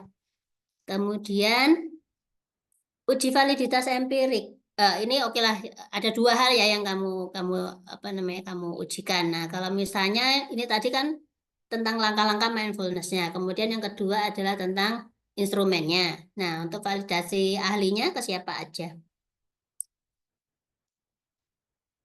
Yang paham regulasi emosi tentu saja ya. Silakan nanti. Ya, kalau misalnya satunya mungkin Bu Junior, satunya ke Bu Zul ya silakan aja gitu ya. Pokoknya yang jelas itu tadi ada pertanggungjawaban bahwa ahlinya memang benar-benar paham tentang konstruk atau teori yang kita gunakan dalam instrumen itu ya, atau panduan dari mindfulness-nya itu maupun instrumen regulasi emosinya. Sehingga kamu akan mendapatkan masukan banyak ya. Pokoknya nggak asal nyentang gitu maksudnya, ya kan? Kemudian setelah itu dilakukan uji validitas apa? Setelah validitas konstruk oleh ahli. Dilakukan uji validitas empirik, Ibu. Gunanya untuk apa itu? Gunanya untuk mengetahui seberapa kuat skor itemnya pada tiap item dalam instrumen. Enggak. Jadi kalau validitas tetap itu ya, cocok apa enggaknya gitu. Jadi apakah indikator-indikatormu ini memang relevan untuk menjadi ukuran regulasi emosi anak usia dini? Yang kamu cekkan apa sih? Uji validitas itu empirisnya itu kamu ujikan yang mana? Instrumen apa? Yang instrumennya, Ibu, instrumen IRC-nya. Ya, IRC saja ya. Jadi kalau yang mindfulnya nggak usah diuji validitas empiris ya. Nah, ini di mana rencananya? Itu saya sudah cek lokasi yang serupa, nggak Ibu, itu ada di RA Muslimat NU 02. Ya ditulis kan gitu ya. Untuk kelompok umurnya sama, komposisi gendernya sama ya, dan juga perilaku dalam regulasi emosinya juga mirip-mirip lah gitu ya.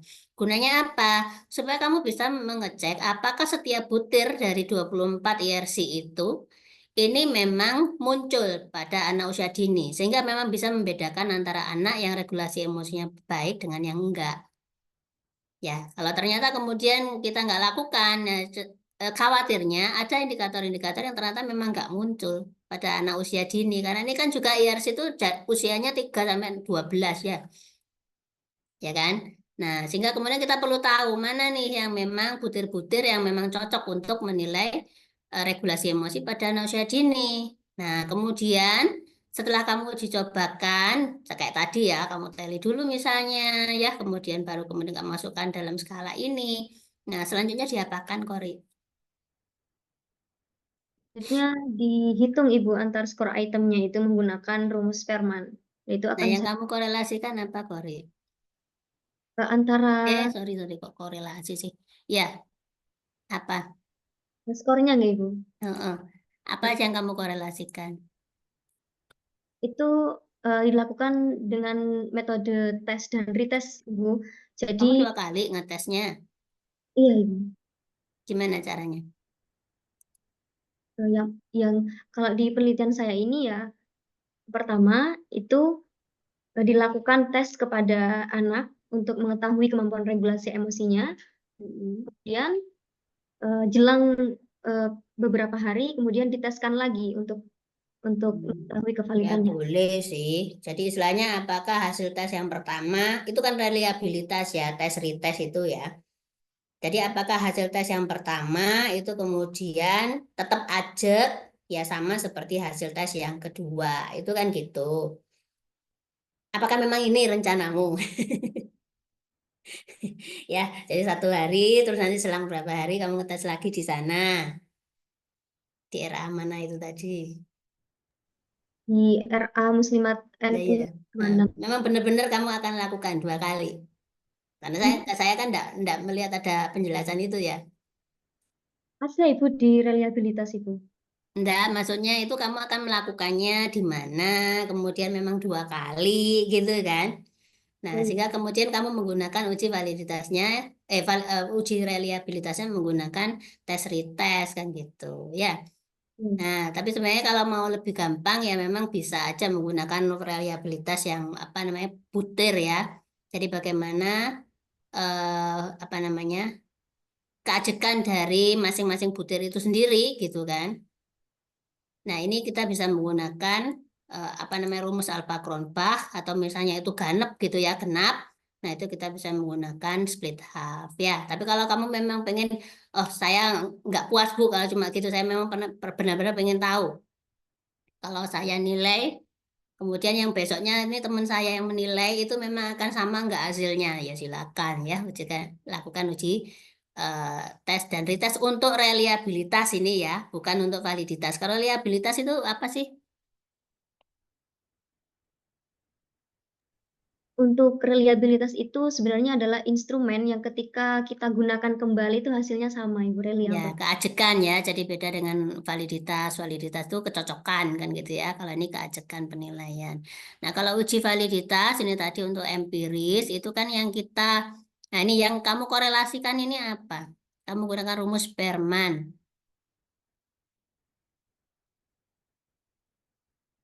Kenapa yang uji validitas Spearman rank, kemudian yang reliabilitasnya kamu pakai product moment?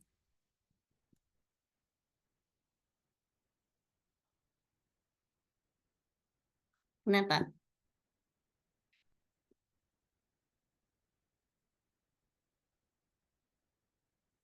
Eh, Karena kenapa saya menggunakan rumus yang berbeda? Karena di uji validitas empirik itu kan untuk mengetahui hubungan antar skor pada setiap item instrumen. Sehingga yang cocok itu adalah rumus Spearman gitu, Ibu. Sama ya, kan hubungan, korelasi, ya kan? Nah, tinggal apa yang kita korelasikan aja, ya kan? Syaratnya untuk melakukan product moment itu apa? Syaratnya untuk menggunakan uji korelasi product moment itu apa? Spearman rank apa? Itu dasarnya ya. Jadi kalau misalnya kamu menggunakan rumus Spearman rank atau tata jenjang kalau bahasa Indonesia ini ya. Nah, itu kan memang tidak punya syarat untuk normalitas data. Biasanya kita gunakan untuk sampel yang kecil kan gitu ya, kurang dari 30. Nah, misalnya seperti itu kan. Nah, kalau memang apa namanya? Sampelnya kurang dari 30 ya berarti pada saat uji reliabilitas tes retest ya tetap pakai korelasinya Spearman kan gitu ya. Nah, kecuali kalau misalnya di era Purwanida itu banyak Bu gitu ya. Misalnya anaknya itu ada 60 mau saya pakai semua nggak apa-apa ya. Kalau profesor saya malah bilang uji validitas butir sama uji reliabilitas instrumen itu sebaiknya sebanyak mungkin gitu ya. Jadi kalau kamu mau pakai 1000 itu wah, malah lebih bagus itu gitu ya. Sehingga kita benar-benar tahu tuh ini memang butir-butir itemnya valid atau enggak gitu ya. Instrumennya reliable atau enggak. Nah, kalau misalnya banyak, maka silakan ya menggunakan korelasi product moment. Nah, kemudian ada syarat gitu ya, normalitas datanya juga tetap. Walaupun misalnya untuk uji validitas butir ini saya kira nggak perlu ya. Kalau uji hipotesis baru perlu ada normalitas data. Nah, kemudian oke, jadi sekali lagi ya, uji validitas butir dulu. Kalau misalnya butir-butir yang valid, baru kemudian kita uji reliabilitaskan. Tapi kemudian ingat bahwa untuk apa namanya instrumen itu agar tetap memenuhi syarat konstruknya. Jadi tiap butir itu setelah kita analisis validitas butirnya, kalau misalnya ada yang gugur, dilihat dulu. Apakah butir-butir yang gugur itu masih, misalnya gini, dari berbagai butir yang kita analisis, apakah yang valid untuk satu aspek apa namanya indikator regulasi emosi itu masih tercukupi atau enggak? Misalnya ada 10 gitu ya untuk aspek regulasi emosi. Tetapi kemudian ternyata yang gugur 5. Oh, masih ada 5 lagi, oke. Tapi kemudian kalau misalnya dari 10 itu gugur semua, nah ini berarti harus diperbaiki. Nah, kecuali lagi kalau ternyata dalam IRC tadi itu ada subindikator. Ternyata dari aspek regulasi emosi itu ada subindikatornya 5, Bu. Tiap subindikator itu ada 2 butir. Ada yang kemudian dua-duanya juga tidak valid, maka itu harus diganti. Berarti itu, butir itu nggak cocok gitu ya dengan kondisi di anak usia dini di kita. Nah, memang ini tesnya kan dari luar ya. Hanya seperti itu ya. Nah, jadi kita inginkan bahwa instrumenmu setelah dari hasil uji validitas dan reliabilitas ini memang benar-benar instrumen yang sudah valid dan reliable. Jadi jangan dipaksakan gitu ya.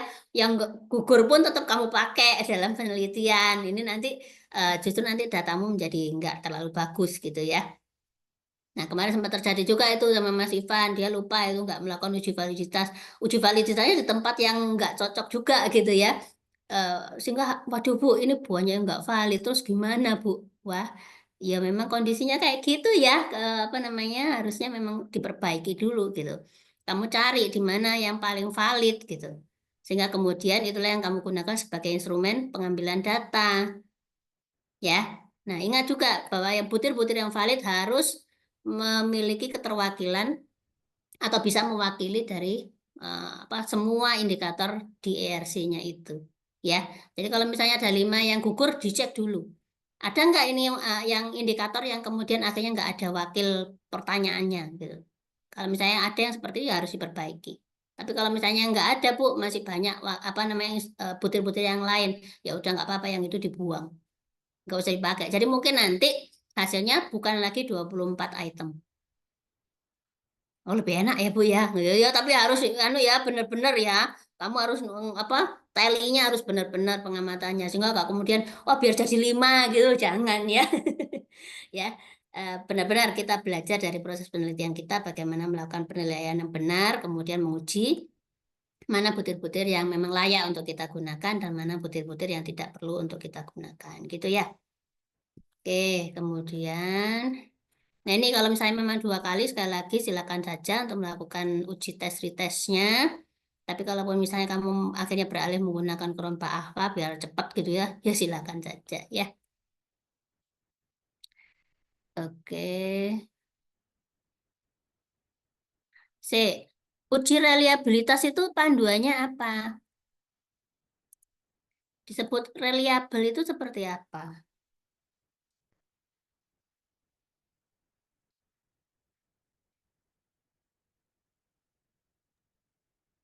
Disebut reliable itu selain ketika diujikan kembali hasilnya tetap sama dan itu datanya itu stabil Ibu, meskipun digunakan dalam waktu dan kondisi yang berbeda tetapi objeknya tetap sama. Kalau ini misalnya saling berkorelasi gitu ya. Korelasinya R tabel ya. Sudah. Kamu pakainya itu. Oke, karena ini tes retest ya. Jadi memang hasil korelasi tes yang pertama dengan tes yang kedua itu signifikan dalam artian signifikansinya kurang dari 0,05 ya. Kemudian R tabelnya lebih besar daripada R tabel gitu ya. R hitungnya lebih besar dari R tabel ya. Jadi teman-teman yang lain tolong jangan meniru ya. Kalau yang menggunakan split half kemudian menggunakan Cronpa Alpha jangan meniru punyanya Kori ini tes retest ya. Nah, jadi kalau teman-teman yang lain yang menggunakan acuan gitu ya untuk skor Cronpa alfanya 0, sekian itu kategori apa, 0, sekian kategori apa ya. Kalau untuk Kori karena tes retest memang yang dia cari adalah apakah hasil tes yang pertama dan yang kedua ini berkorelasi atau tidak gitu ya. Kemudian lagi mau ya 22. Kamu kalau 22 itu nggak berusaha dilihat dulu nggak datanya normal atau enggak? Kenapa kok langsung menggunakan Wilcoxon? Baik, kenapa saya menggunakan Wilcoxon, menggunakan uji non parametrik nih Ibu, karena yang pertama itu dari sampelnya itu rendah sehingga tidak memungkinkan untuk bisa normal gitu Ibu, untuk datanya berdistribusi secara normal karena kurang dari 30 sehingga sangat sulit untuk berdistribusi secara normal. Kamu udah uji belum? Turun toh. Iya kan? Nah, mungkin coba cari hujahnya dulu ya. Masih boleh nggak menggunakan apa namanya, menggunakan uji tes, atau kalaupun misalnya memang ada kondisi-kondisi yang kemudian memang kamu harus menggunakan uji Wilcoxon, gitu ya. Baik Ibu. Oke, kemudian ya ini tadi saya harapkan untuk apa namanya? Ini apa ini? Oh, matrik. Nah, langkah.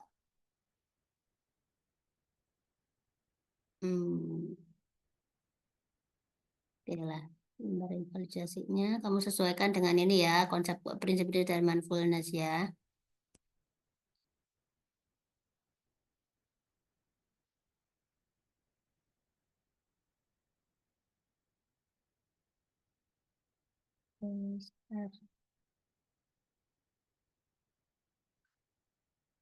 Nah ini ya, panduannya saya kira coba nanti dituliskan dulu di bab 2, langkah-langkah dari mindfulness itu seperti apa.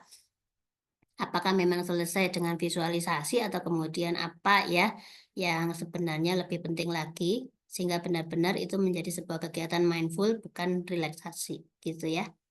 Oke, saya kira dari saya seperti itu. Mudah-mudahan segera ditindaklanjuti ya, dan akhirnya bisa segera selesai tepat waktu. Teman-teman yang lain tolong ini ya, digencarkan untuk bimbingannya supaya bisa lulus pada semester 8 ya, jangan lebih. Kalau lebih itu udah alamat, itu sudah pasti molornya panjang kalau sudah sampai semester 9 itu. Ya, tolong mumpung semangatnya masih membara, tolong saling mengingatkan kita lulus tepat waktu di semester 8 ya. Oke, terima kasih. Saya kembalikan moderator. Assalamualaikum warahmatullahi wabarakatuh. Waalaikumsalam warahmatullahi wabarakatuh. Terima kasih banyak Ibu Seni.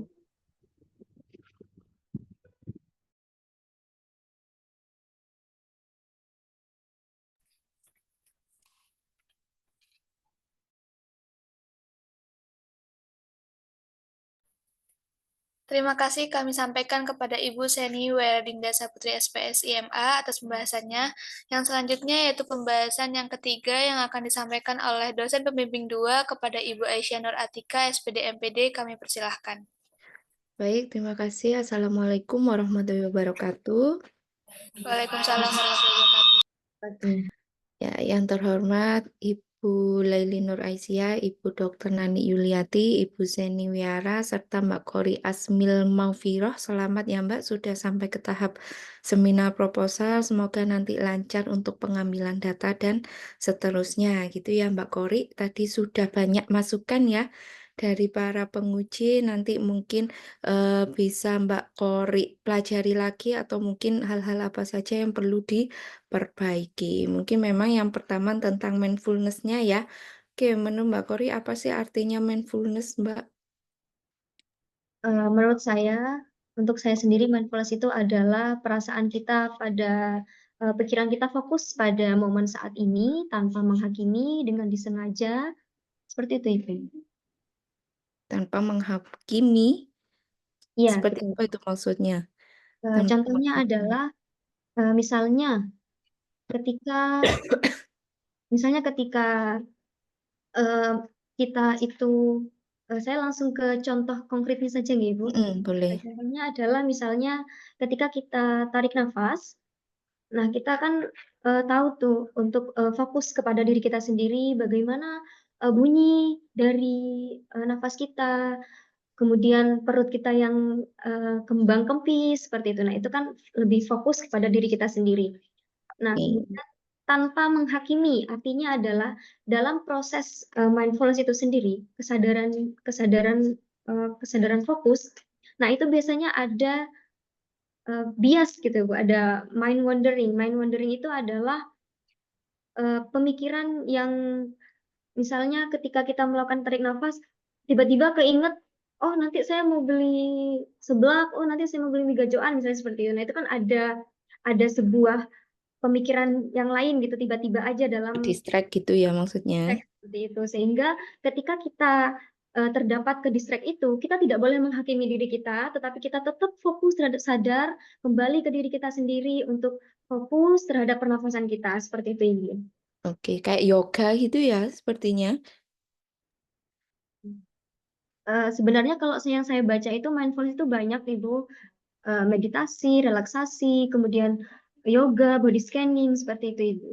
Oke, nah itu tadi ya. Jadi memang mindfulness itu adalah fokus atau dengan sadar penuh lah dia itu sedang melakukan itu. Nah itu memang perlu digarisbawahi mungkin untuk Mbak Kori ya. Jadi jangan sampai antara mindfulness sama relaxing itu rancu. Jadi memang Mbak Kori harus benar-benar gimana ya caranya mindfulnessnya anak-anak ini. Jadi jangan sampai itu sama dengan relaksasi atau mungkin memang mindfulness itu contohnya nih misalnya anak makan. Nah, itu kalau bisa memang dia benar-benar fokus dengan makanannya. Jadi tanpa dia bermain atau mungkin dengan melihat TV. Nah, kalau dia fokus dengan makanannya, jadi dia tahu apa yang mereka makan, kemudian bisa merasakan tekstur-tekstur makanan, rasanya. Nah, itu dia akan lebih sadar daripada dia makan itu dengan menonton TV. Jadi taunya dia cuma masuk, ngunyah, kemudian kenyang. Tapi kalau dia makan dengan fokus, itu nanti akan lebih apa ya, lebih sadar dia itu sedang makan apa, rasanya bagaimana, teksturnya bagaimana gitu ya, Mbak Kori ya. Kemudian juga setelah saya cek langkah-langkahnya, memang langkah-langkahnya masih terlalu umum, belum melihatkan mindfulness-nya itu seperti apa, karena memang di sini Mbak Kori menjelaskannya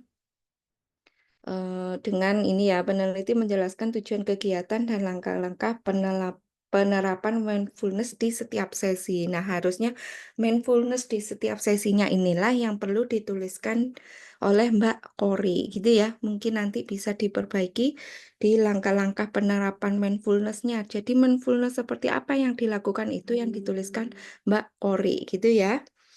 Kemudian juga diregulasi emosinya ya. Jadi memang indikator yang digunakan itu juga bisa dijelaskan. Jadi emosi regulation itu seperti apa penjelasannya. Kemudian emosi negatif itu juga seperti apa ya, Mbak Kori ya. Jadi memang bab 2-nya mungkin bisa dikaji lebih dalam. Gitu ya Mbak Kori ya. Kemudian yang lain mungkin tadi sudah disampaikan ya oleh Bu Zeni. Untuk ujinya juga kemarin juga sempat kita bicarakan ya, kenapa kok langsung menggunakan Wilcoxon gitu ya. Karena memang biasanya uji T dulu, baru kalau memang ada ketentuan-ketentuan yang tidak bisa menggunakan uji T, barulah kita bisa menggunakan uji Wilcoxon gitu ya, Mbak Kori ya. Nanti mungkin Ya Ibu. bisa diperbaiki dengan saran-saran dari para penguji. Untuk revisinya jangan lebih dari 1 bulan. Ya, kalau lebih dari 1 bulan nanti seminar ulang gitu ya. Jadi untuk revisinya nanti bisa ke Bu Nani, kemudian ke Bu Zeni, setelah itu ke saya, dan terakhir ke Bu Laili. Gitu ya Mbak Kori ya. Oke, mungkin untuk tata tulisnya bisa dicek lagi ya yang et al. Kalau memang menggunakan et al ya konsisten menggunakan et al, tidak perlu DKK. Jadi mulai awal sampai akhir harus konsisten itu sama penulisannya. Gitu ya. Oke, mungkin itu saja dari saya. Terima kasih. Saya kembalikan ke moderator.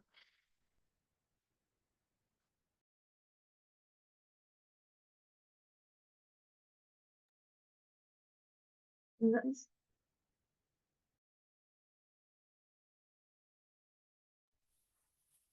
Terima kasih kami sampaikan kepada Ibu Aisyah Nur Atika SPD MPD atas pembahasannya. Yang selanjutnya yaitu pembahasan yang terakhir akan disampaikan oleh dosen pembimbing 1 kepada Ibu Laili Nur Aisyah SPD MPD. Kami persilahkan.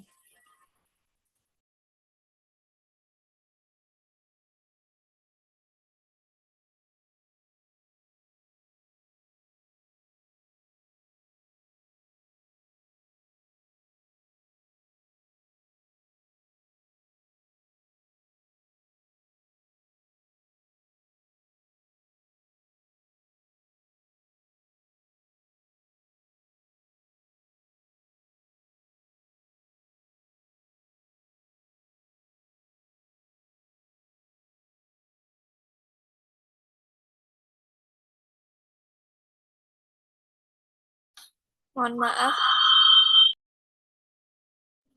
Mohon maaf, apa untuk Ibu Leli ada di Zoom?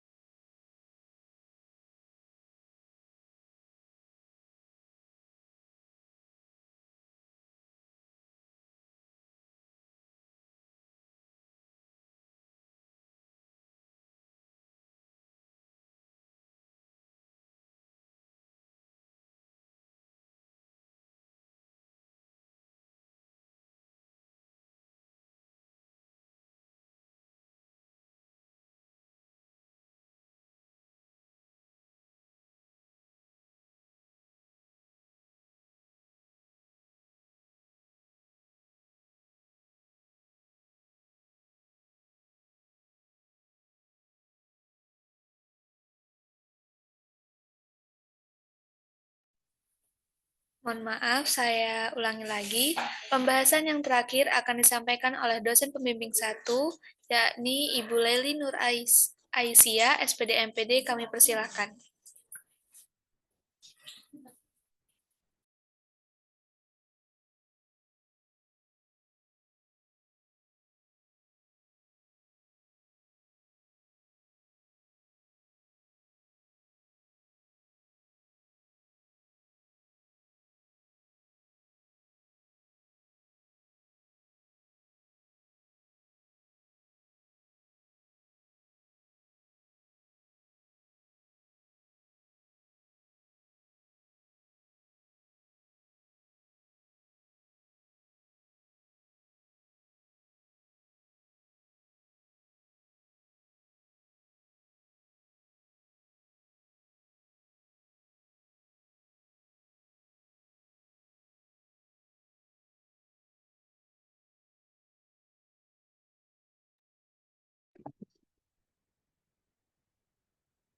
Baik, maaf ya, tadi agak lama. Saya pikir Bu Atika nanti akan cukup lama gitu ya.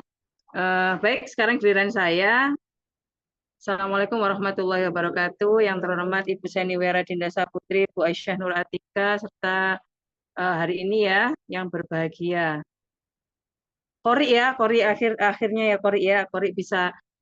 Maaf ya, tadi saya sambil bimbingan gitu ya. Jadi apa namanya ternyata masih ada yang kurang gitu. Saya pikir oh sudah selesai gitu. Ternyata masih ada saya gitu ya. Baik, Kori tadi sudah dapat memasukkan banyak dari Bu Seni gitu ya terkait dari poin 1 sampai poin Z gitu ya.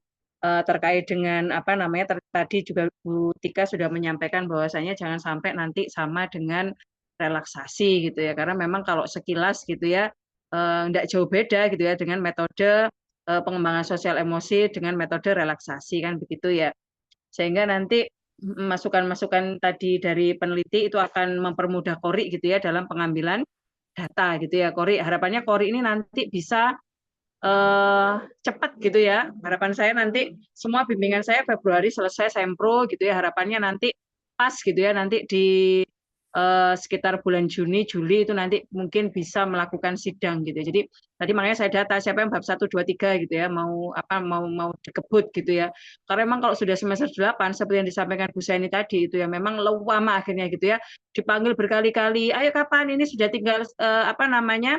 Sidang" gitu. Jawabannya masih mengurus sidang Bu, apa namanya masih ngurus apa persyaratan dan sebagainya. Tapi sampai 2 bulan gak ada yang diurus-urus. Itu angkatan 2018 gitu ya. Jadi harapannya memang kalau sekarang semester berapa ya angkatan 21 itu semester 7 ya gitu harapannya bisa nanti semester 8 selesai tuntas gitu ya, harapannya gitu ya.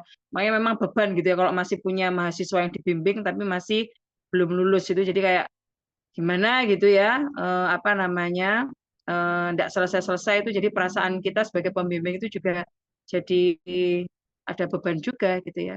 Oke, selamat sekali lagi Kori gitu ya, kita sudah diskusi panjang, memang Kori sudah mengambil langkah tadi yang disampaikan Bu Seni ya. Wah Kori selamat ya gitu, setidaknya Kori memulai gitu ya, memang judul-judul mindfulness learning ini kan masih baru gitu ya, dan Kori mampu atau tertantang gitu ya untuk mengambil penelitian dengan topik ini gitu ya. Nah, silakan dicatat, dicermati kembali apa yang sudah disampaikan penguji gitu ya, ataupun pembimbing dari Bu Atika tadi gitu ya. Semoga tidak molor ya, cepat selesai gitu ya, dan melanjutkan step yang selanjutnya. Mungkin Kori mau S2, S3, atau mungkin break dulu, nikah dulu kan gitu ya Kori ya. Jadi biar bisa plan-nya itu terlaksana dengan baik. Gitu ya. Baik, itu mungkin dari saya kembalikan lagi kepada moderator. Selamat sekali lagi, jangan pakai lama ya. Sekian, wassalamualaikum warahmatullahi wabarakatuh. Waalaikumsalam warahmatullahi wabarakatuh.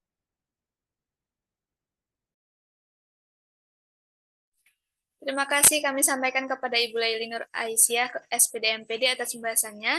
Demikian pembahasan dari dosen pembahas, dosen penguji, serta dosen pembimbing 1 dan 2. Acara yang terakhir yaitu penutup. Marilah kita tutup acara seminar proposal skripsi hari ini dengan mengucapkan hamdalah secara bersama-sama. Alhamdulillahirrahmanirrahim. Saya Maulidia Zagalu Pramesti, selaku moderator mewakili Saudari Kori Asmil Makfirah mengucapkan terima kasih.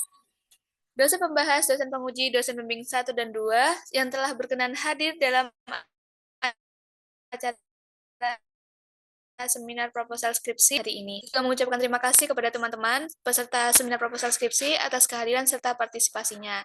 Demikianlah acara pada siang hari ini. Semoga acara ini dapat membawa manfaat bagi kita semua. Mohon maaf apabila terdapat kekurangan dan kekhilafan. Wabillahi taufiq wal hidayah. Wassalamualaikum warahmatullahi wabarakatuh. Waalaikumsalam warahmatullahi wabarakatuh. Terima kasih semuanya. Terima kasih banyak Ibu Laili, Bu Aisyah, Bu Atika, Bu Seni, dan juga Bu Nani. Terima kasih banyak sudah atas saran dan juga masukannya.